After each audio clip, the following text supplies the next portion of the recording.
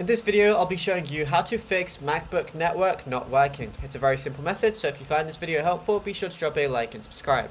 Now, when your Mac shows that it's connected to a Wi-Fi router but completely refuses to load any web pages, it means your local network configuration has hit a protocol deadlock or your DNS routing has stalled. So what you want to do is go over to your Wi-Fi icon, which is going to be located on the top right.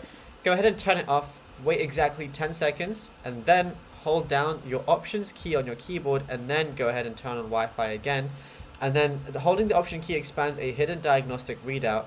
So then just check the IP address layout. And if it starts with your IP, your Mac is failing to talk to your router's DHCP server and needs a configuration flush. So what you're going to have to do is go over to the top left and then go over to System Settings. Now once you're in System Settings, select Network as one of the options, and then within that, go ahead and click on Wi-Fi.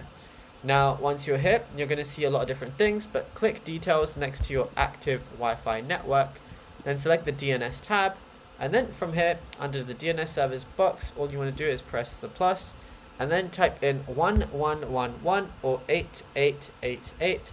Then just go ahead and click OK. So all I could do is something like this, and then press OK, and then you should be good to go. Now if you found this video helpful, be sure to drop a like and subscribe.